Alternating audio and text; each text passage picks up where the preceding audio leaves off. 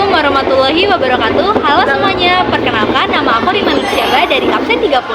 Di sini aku akan menjelaskan tentang teks hikayat. Apa aja sih yang akan aku bahas? Yang pertama yaitu tentang pengertian teks hikayat, ciri-ciri teks hikayat, struktur teks hikayat, lalu kaidah kebahasan teks hikayat. Yang pertama ada pengertian teks hikayat. Apa sih pengertian teks hikayat itu? Teks hikayat adalah karya sastra lama yang berbentuk prosa dari Melayu yang berisi cerita, undang-undang, dan silsilah.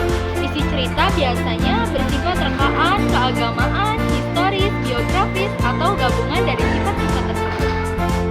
Dua, ada ciri-ciri teks hikayat. Teks hikayat yang pertama adanya kemustahilan, sesuatu yang mungkin tidak terjadi. Yang kedua, adanya tokoh yang memiliki kesaksian atau kekuatan gaib. Yang ketiga, anonim, tidak diketahui pengarangnya. Yang keempat, misterius, cerita yang disampaikan berpusat pada kehidupan di sana. Lalu yang kelima, menggunakan banyak kata arkais atau klise, syahdan, maka, hatta, alkisah, dan lain-lain. Tiga, ada struktur teks hikayat. Yang pertama ada abstraksi. Abstraksi itu adalah ringkasan atau cerita, bisa juga gambaran awal dalam cerita. Abstraksi itu bersifat opsional. Yang kedua, orientasi. Orientasi yaitu bagian yang berkaitan dengan waktu, suasana, maupun tempat.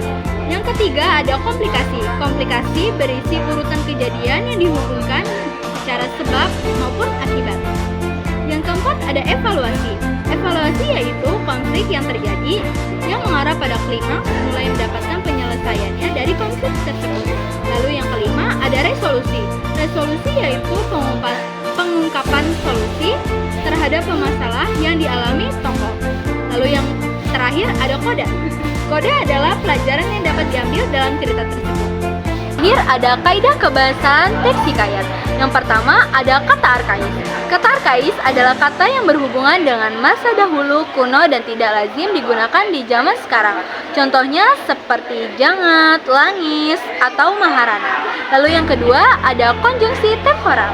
Konjungsi temporal atau konjungsi kronologis adalah kata penghubung yang menggunakan urutan waktu. Contohnya sebelum, sesudah, lalu, setelahnya, hingga sampai, dan lainnya. Yang ketiga ada majas. Majas adalah gaya bahasa agar kalimat menjadi lebih hidup. Ada majas simile. Majas simile pertautan yang membandingkan dua hal yang berbeda tetapi dianggap menggunakan segi yang serupa. Contohnya Puan mencari-cari tuan bak kesetanan. Yang B, majas antonomasia. Majas antonomasia, majas yang menyebutkan sesuatu bukan dengan nama aslinya. Contohnya si kecil bermain dengan tiang. Yang C ada majas hiperbola. Majas hiperbola adalah majas yang menggunakan ungkapan berlebihan dan terkesan tidak masuk akal.